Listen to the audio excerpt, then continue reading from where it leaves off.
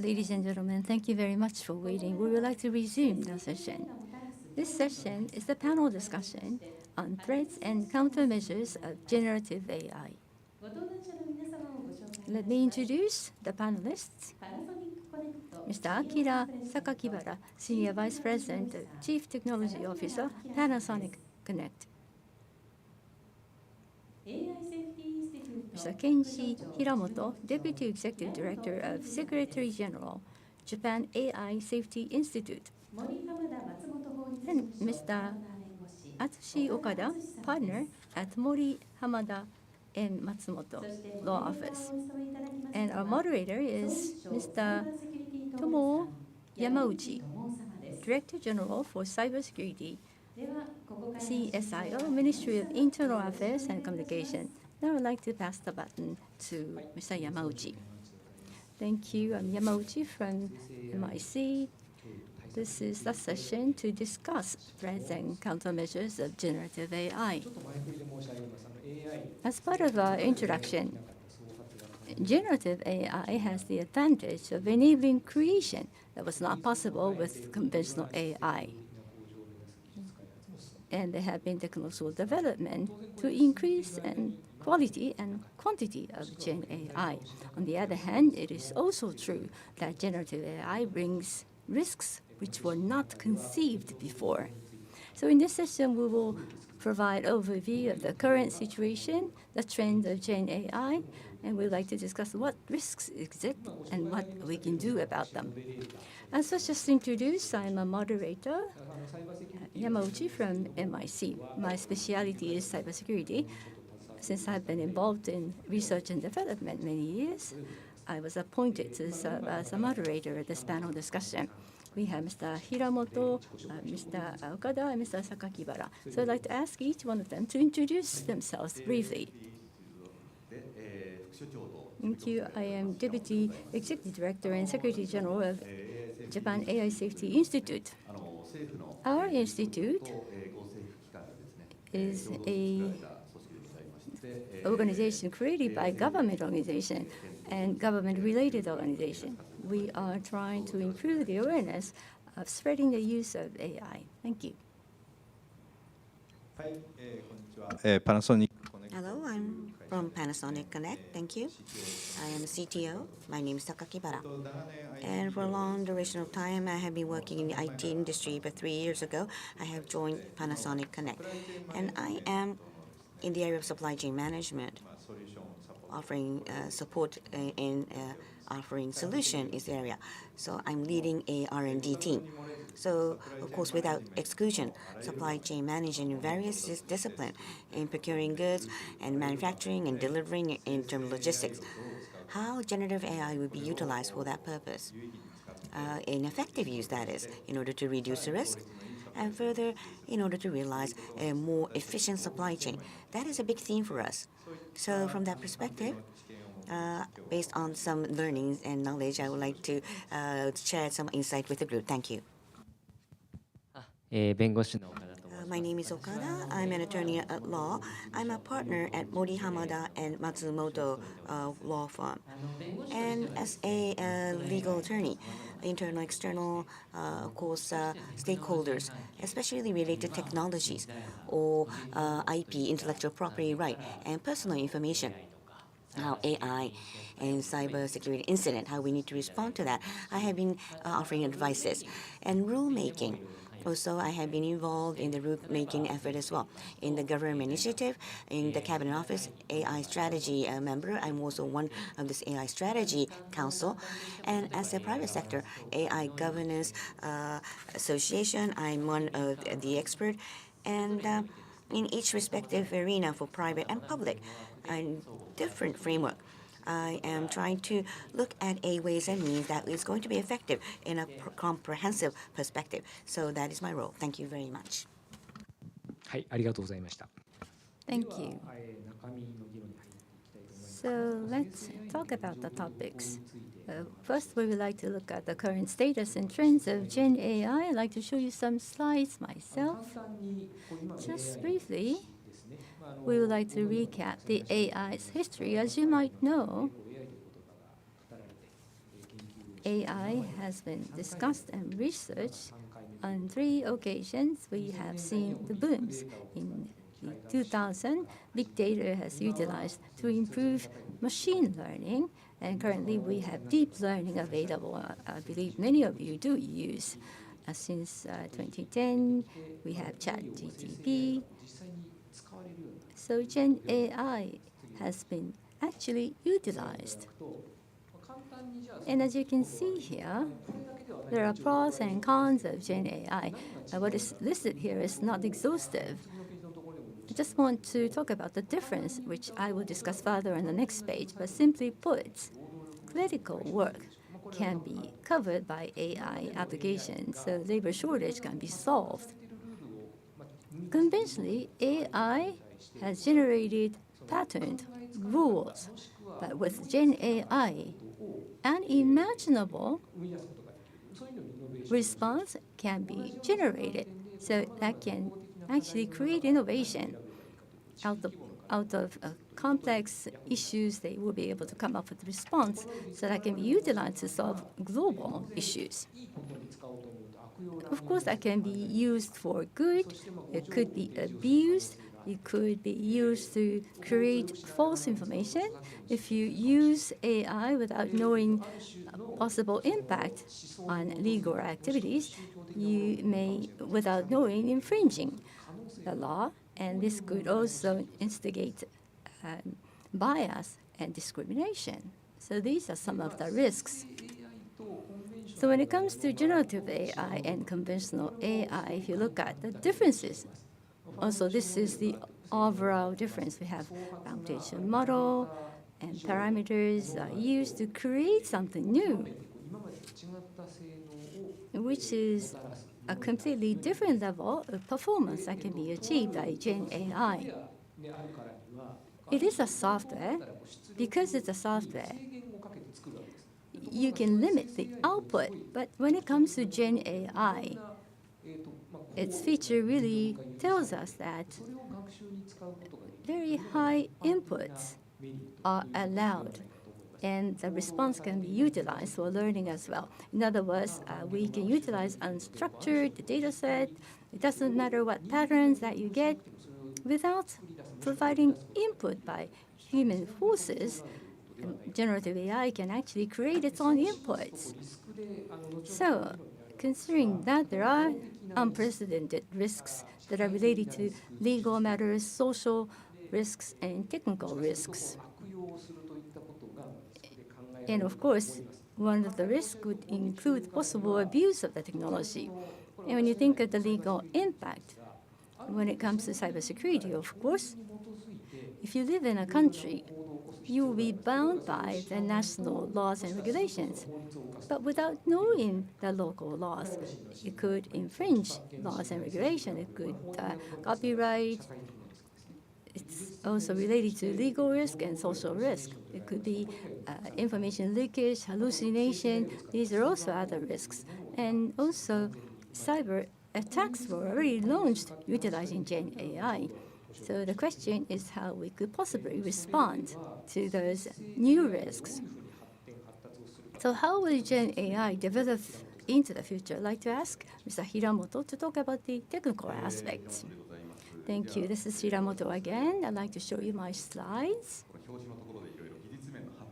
So technical development has been mentioned. If I flip the page, it's about the risk. So I'd like to just give you the overall picture on this first page. As Mr. Yamauchi said, AI has had a long history. We used to have narrow AI, which is an AI specific to a specific industry. And then we have general AI, and it's been expected to exceed the capability of human power. And going forward, there will be something like agent that can actually carry out actions automatically and autonomously. In your everyday life, you will hear about AI in news programs. AI looks very convenient, but there are hidden risks of AI as well. So we have to manage possible risks of utilizing AI. So in our institute, I know that AI is going to continue to develop technologically. Every month, new technologies are emerging. How are we going to catch up and keep up with those changes? And when we face problems, how are we going to deal and manage risks? With that in mind, we created AI Safety Institute. If you could go to the next page. So this is about AI risks. There is AI guidelines for business. The Ministry of MIC and METI created this in April of this year. Based on AI lifecycle, what do we need to heed? What do we have to be careful about? That is included in this guideline to ensure safe and secure utilization of AI. With knowing that using AI is safe, we will be able to utilize that for a positive development.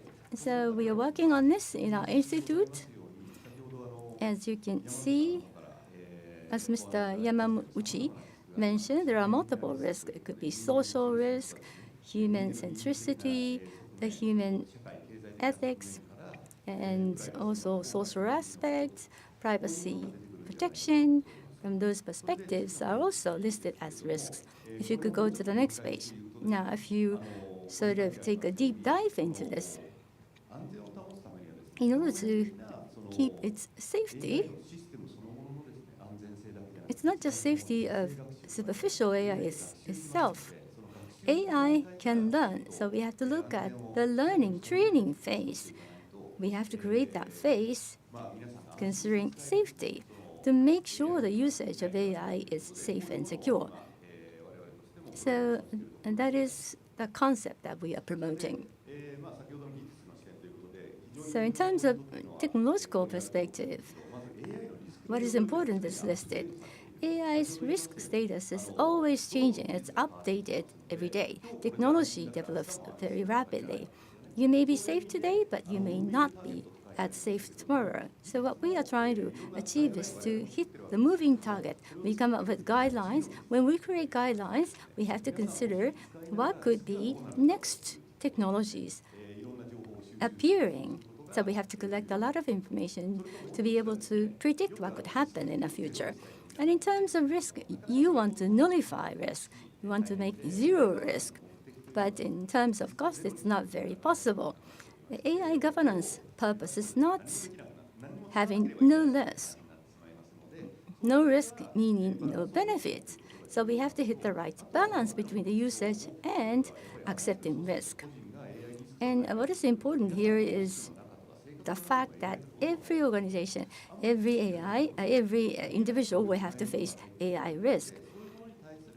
AI is now available to most everything.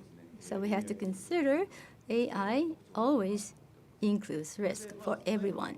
And lastly, likewise, AI risk is relevant not just to providers and developers. There are always secondary effects of utilizing AI. So we have to consider a possible ripple effect of using AI. So when you think of the impact scope, it's going to be much bigger than you might think. As I said, AISI, our organization, is made by 10 government organizations and 5 government-related organizations. So we have to understand what is happening in technology. We have to communicate that to general public. In April this year, we created this organization within the IPA in order to ensure the use of AI being safe. We do collect reports from different governments, which also include various events. And we also collect different ways and methods to use and evaluate AI. And the second point right there is we want to function as AI safety hub. By doing so, we are collecting latest information. So we are collaborating with many different organizations. And of course, international collaboration is also very important because with AI, data will flow internationally. So we have to be engaged in international rulemaking as well.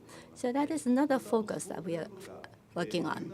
And in terms of scope, we have to set flexible scope because the target is changing. We have to be constantly changing what we are doing, so we have to have very flexible scoping. Through all of these activities, we want to make sure that AI can be utilized safely within our society. That is all from myself. Thank you so much. So in the field of development, Sakakibara-san, Mr. Sakakibara-san, so how are you going to try to utilize this technology? Can you share your insight as well?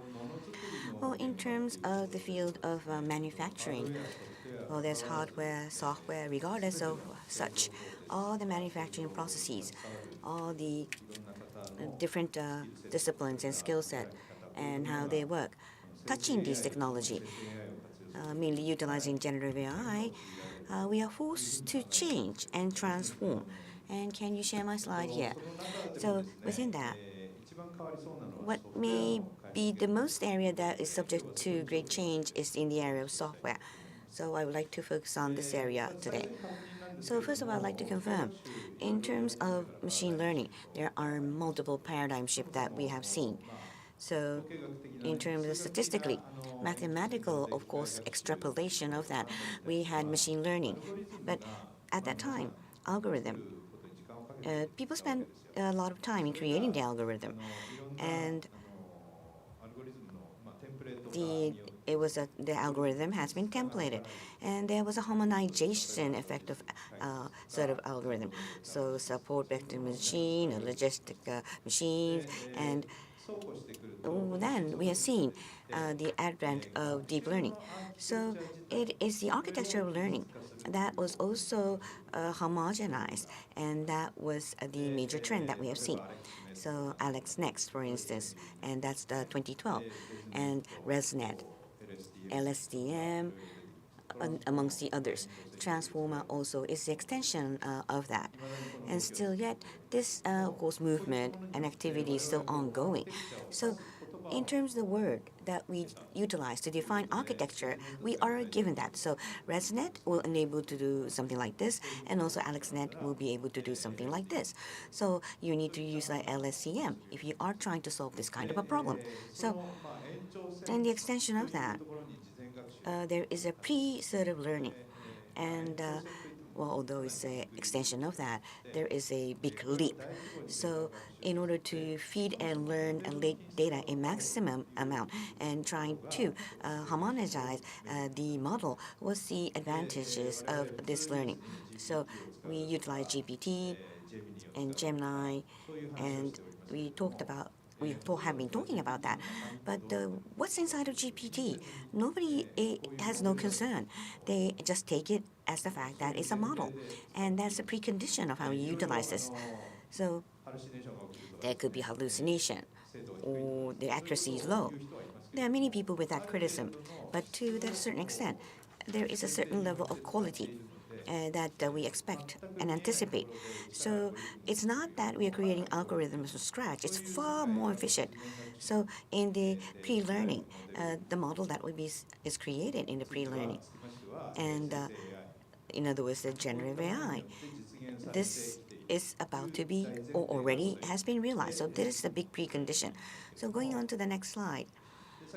So as I've said, well, software development utilizing generative AI already is quite well penetrated in this industry.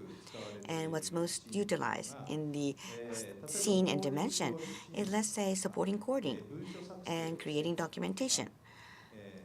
Or let's say these several tasks will be done by generative AI. So one sort of processes is going to be supported by AI, and that's the main use as of today. So in other words, the cursor, it's a good editor to develop AI, and GitHub, Copilot, so supporting programmers. So that is already being done today. So writing several lines of code. it is going to be compensated, and you can create algorithm. And the algorithm, creating small chunks of algorithm, and then that is going to be generally generating test code and just trying it out. And then if it doesn't work, adding several code line. It's a dialogue, a conversational sort of a development that is enabled. So you don't have to create a large algorithm. It's more simple and approachable. So that kind of code development, the efficiency has gone up, and it's being supported by GitHub and Copilot, the various tools that you see here. But on the other hand, recently, so not only for programming, but system development, program development, as a whole chunk, try to run this. It's a tool that is being launched recently. It is not a full-fledged utilization still yet today, but already it's in a beta stage, and it has been making major announcement already, like Microsoft AutoDev. It's a framework that they've launched. It's a development process. Everything will be done by AI, and they made an announcement. And Devin, this is a private company, is a cohesion lab, and it's again a software development. It's an AI agent, and that's how they have announced this new development. And GitHub again have Copilot Workspace. It's a quite wide realm of processes that are being automated, and in software development, most of the part, I would say, is done by AI agent. And now we are in the beginning of that era. And then what happens is that software engineer, what do? The developers, in other words. So the right sort of requirement have to be communicated with scrutiny. That's the important skill. The right communication on what's needed, and whether that is correctly implemented is going to be confirmed. So that's another skill that is really is significant. And then I don't know in how many years, but many of the, of course, world, we are shifting towards this end with a lot of speed. So what the processes is business modeling and inquiries or requests are going to be consolidated, and based on that, creating prototyping, implementation, and deploying that, and conducting maintenance. So it would be done on an agile, repetitive manner, and that is the nature of this process. But AI agent, to a most extensive part, it will be supported by AI agent, the most of the part that is. So that is going to be the precondition. And then AutoDev, there was a paper that has been submitted. So I have extracted this diagram. So Devin is also looking at this tool quite closely as well. Well, Devin, we don't have much information, so I would like to describe AutoDev as an example. So 4 rows, there are boxes, as you can see, vertical boxes, and from the left, the third from the left. So it's from users to requirement, and then the conversation. The content of the conversation is you're going to keep the history, understanding and digesting the context. What kind of development is needed? It's an AI to do that work. And it's called organizer, going through the organizer. And this is a work that needs to be done. Let's say this is a programming that's needed. And after programming, test them. After testing them, deploy them. And these are by orchestration of multi-agent. It is going to be handed to the orchestration AI. That's the right bottom. And then if that is being done, the multi-agent orchestrator, the specific vertical AI, the work is going to be deployed. So Python programming, AI agent good at Python programming, AI agent doing good in tests. Each agent from the second from the left to library. This is exactly the same as human tools, like ID environment and test tools, and amongst the others. So utilizing this, they are going to do the work. So far left, it says in the box, Docker. In the Docker level, security is guaranteed in that safe environment. They are going to undertake these processes. An organizer ultimately is going to coordinate all these works and create one deliverables. So that is a scheme. So therefore, on this framework, let's say the third-party AI manufacturer added an agent on this, on a tool library, the original tools vendors can add additional tools. So it's really a creation of an ecosystem. So this on this framework, there are so many things that could be done on this framework. So humans, it just is going to watch and monitor. Ultimately, that may be the world that we foresee today in the future. But the world is not all rosy. We have to consider about the risks. So in terms of this specific vertical AI, the hallucination will be low. But would that be zero? We need to bear in mind that it's not going to be zero at the time of hallucination. How are you going to identify the behavior? You need to think about what action is going to be taken. And the prompt. It's a prompt injection. These are in the normal sort of a in ChatGPT, there are also issues about prompt injection. So that attack, such as prompt injection, how are you going to cope with this kind of an attack? Or to start off with, the AI agent, the quality of the code that they are feeding on, are the quality okay? They may not be learning off from a high-quality code. You never know. So if they're learning as a probability, learning from bad code, so then that is also something that we need to bear in mind. The malicious code, is it in? I mean, we have to ask ourselves: is malicious code in it or not? And the other aspect is learning data. So the poisoning of the data, are we okay? The data, maybe there are some gimmicks embedded in the data, and that data may trigger something, and write a program that trigger malicious activities. You never know. And also the other is that in the virtual world, the world of PC, you can create a program, you can execute them, that's okay.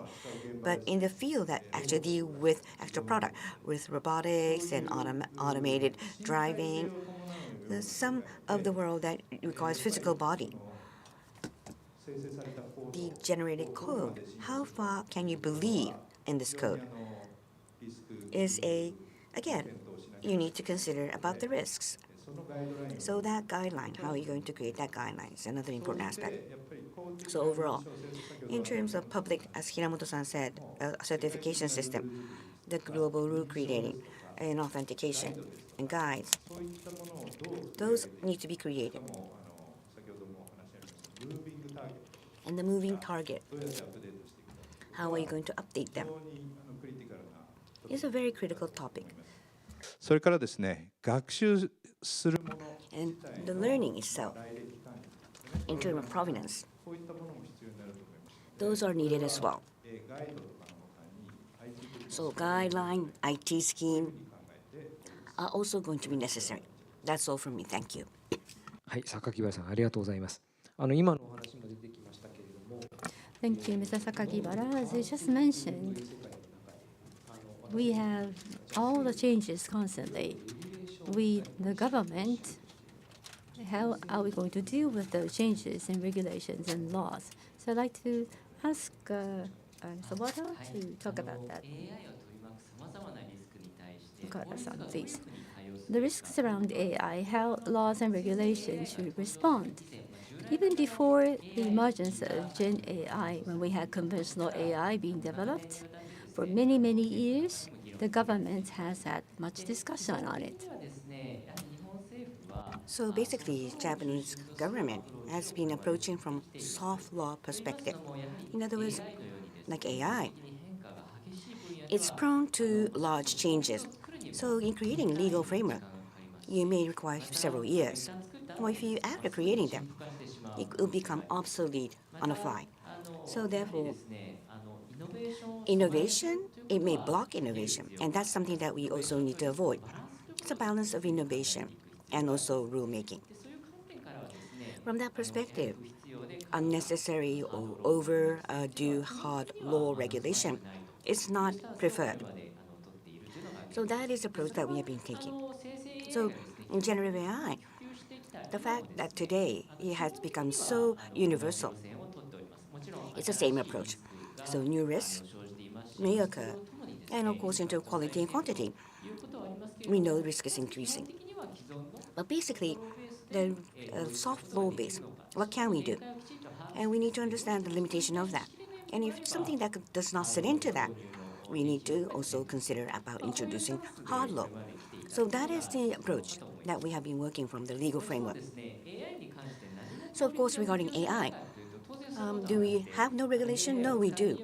So whether you use AI, not use AI, there are regulatory requirements that are imposed on them, such as personal information law and also copyright law. And in terms of depending on the vertical, there are some trade sort of regulation, whether AI is utilized or not. So focusing on AI across sort of a functional or discipline law, how do we need to do with that? So basically, as I've said, so far the Japanese government was an approach taken based on soft law. And one of the achievement or the point that need to be attained is this April. It has been finalized, the AI guideline for business. And that was one of the end results. So looking at the world, so depending on the countries, there are different, of course, attitude and approach undertaken. So Europe is quite well known. In Europe, EU AI Act is a hard law already has been enacted, and in a few years, this is going to be rolled out in the various EU nations. And EU AI Act, under this law, of course, risk, there are 4 tiers of risk and classification in defining the severity of the risk. And with its generative AI, trying to restrict that by application, it is called generative AI. Again, it is being tiered in several classification. So this AI Act has been enacted with that approach. And in EU, like hard law, of course, activities, whether or not globally, whether it's a mainstream or not, it is not a mainstream. So Japan do not just ride on the same wave as EU. No, but on the other hand, with the advent of generative AI, quality and quantity, there is a great amount of change and risk factor.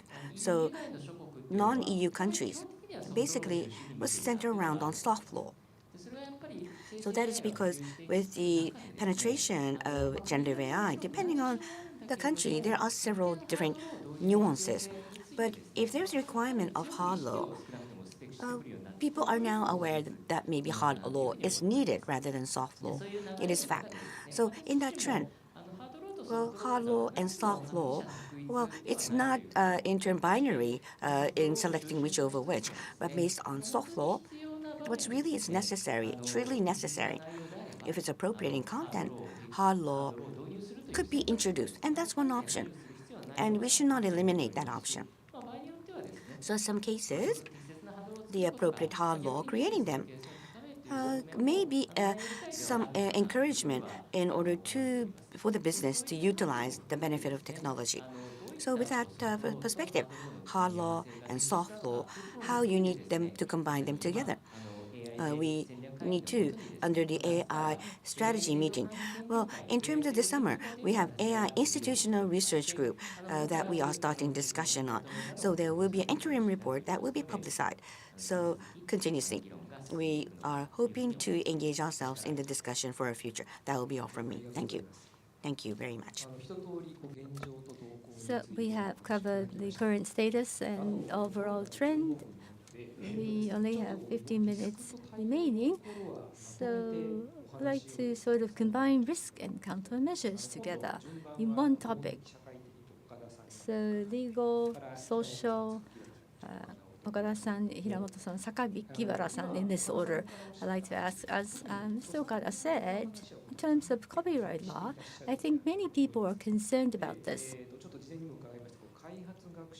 Development and learning stage, there is one discussion, and on generative usage phase, there is another type of discussion. So there are different phases. So in terms of copyright law, what are possible risks at this point in time? It's not a moving, since it is a moving target that we are trying to follow, I believe the laws and regulation may have to change as well. So, Mr. Okada, as was just introduced, in terms of copyright law, there is input phase and output phase. So these are two major phases, and there are different disciplines. In input phase, obviously, we're collecting a lot of data from different sources, feed them into AI for its learning, and the model will be created.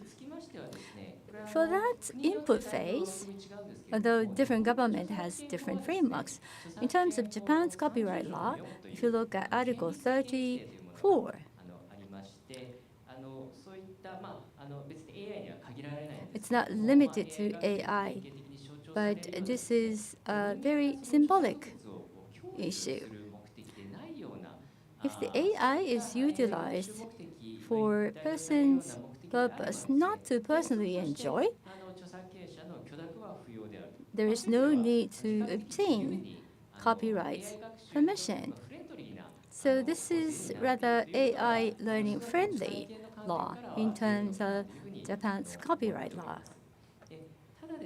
Having said that, on the other hand, the rights owners, content holders do oppose this law, expresses concerns about generative AI contents that are usually protected could possibly be utilized for AI learning without any limitation. So concerns are expressed.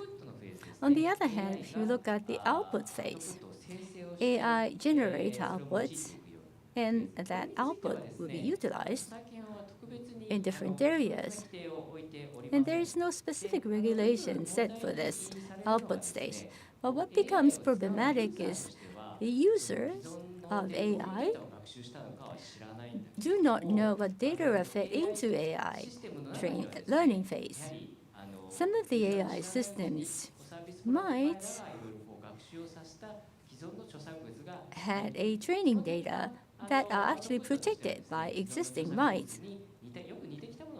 So the output could be quite similar to the existing contents that are protected. We do have more developed guardrails, so this trouble has been lessened and relieved to a certain extent, but we do still have some of the issues caused by this specific problem. So basically, in the training data, if the contents are included, contents that are protected, if you get similar output, basically this will be regarded as copyright infringement.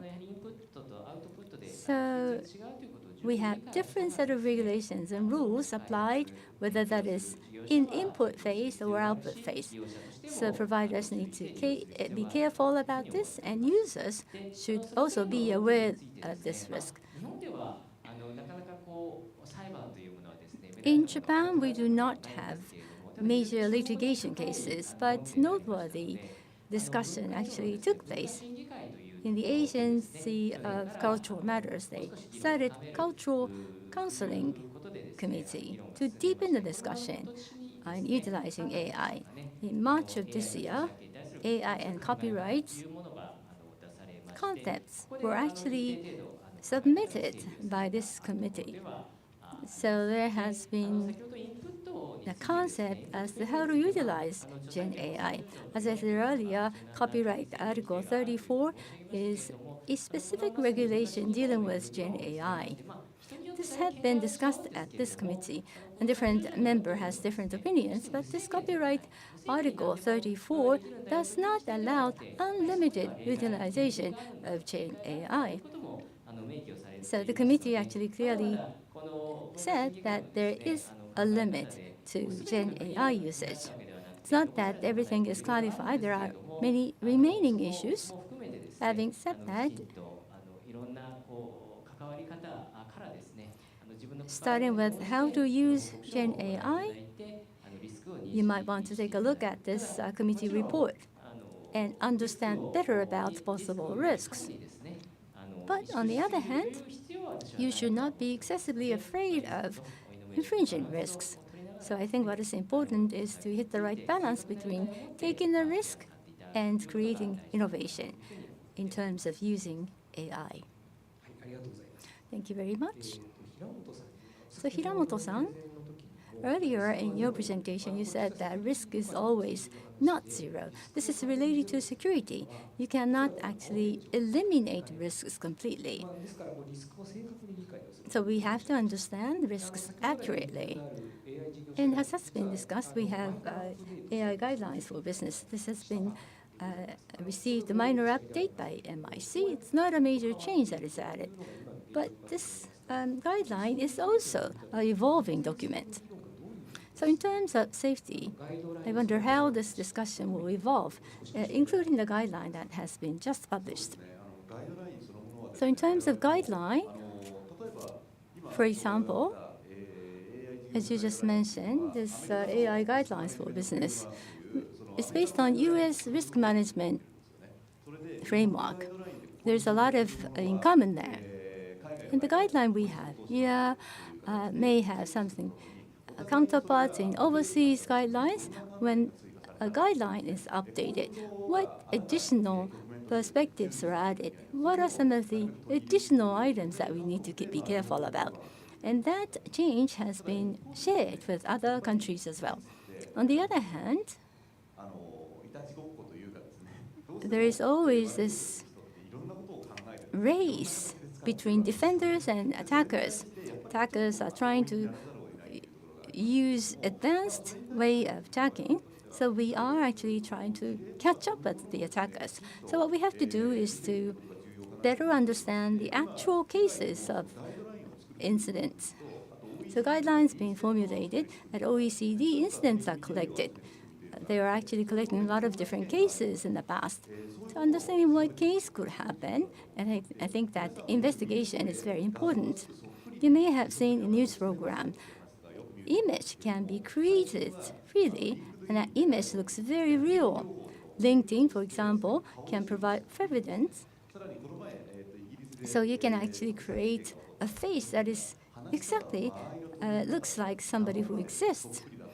And you can make that image speak as if that real person is speaking. So understanding that specific case, you may be able to notice if it's a fake content. So currently we are still formulating a guideline, but after the guideline, we want to collect cases and how we can present those cases and communicate them in a very easy to understand manner to general public. So I'd like to go to Sakakibara-san. So you talked about hallucination and also the quality of the data. So to start off with, the code that's been created, how much can you trust on them is a starting point. And the actual real world of how it is being utilized, how much can you trust on the deliverables? There are many things that you have shedded light on. So at the moment in time, let's say Sakakibara-san, at the time of usage, what kind of rule are you trying to establish? Do you have those discussions with the users or against the customers? What kind of enlightenment are you trying to provide? Do you have any thoughts on this? Well, still yet, in the field of development, the overall processes fully harnessing generative AI, we were not able to do so yet. So that's not being done yet. But in terms of supporting code writing and in terms of some kind of a straw man, we utilize generative AI in selecting that documentation and others. So in utilizing that, there is a sort of company rules. So for instance, it's quite a, let's say, a confidential information. This is how you need to deal with the confidential information. Or it's a supplier with the vendors upon discussion with them. So our data only will reside on the server only 1 month, and after 1 month, it needs to be deleted. So that kind of measures that we are taking already. So the employees that is going to utilize this technology is based on this generative AI system. These are the basic foundation. So please utilize them understanding this foundational requirement. So, and besides from that, the development process overall, we are assuming, let's say, AI would grow. That alone is not sufficient enough. In other words, the development process overall, the generative AI, the Gen agent is going to offer efficiencies. Then the putting in form of a text or passing over the document and then pursuing to the next level of development is not needed. Everything could be done in one continuum, and that is the highest efficiency. But it is efficient, yes, but in terms of the human sort of capability to digest the information is going to launch. So, in other words, how much are you going to seek for efficiency? Or is there any kind of a source code with a comment you need to leave them for the digested part of the information? How are you going to put that in as part of your scheme is another important factor. And at the same time, the other thing is regarding quality. The approach towards quality is going to be totally different. So in terms of the quality of the deliverables, if you're going to check them, checking deliverables, the quality is going to be done by AI. And where human would create a sort of a checking gate on the quality processes is, let's say, each of the specific vertical AI, how they behave, or what kind of output will they generate. The quality gate that is going to be prepared to do that is necessary. So the quality gate processes in the past, it's quite, in a day, different in terms of quality assurance that is needed. So that is my thoughts. At the same time, Hiramoto-san mentioned the global guideline or collecting on the incidences. Then, on a fly, the development field, the execution field, that needs to be reflected right away. So antivirus software, let's say, on the PC, there's antivirus software always residing on your PC. And there's going to be lists sent out in a number of incidents.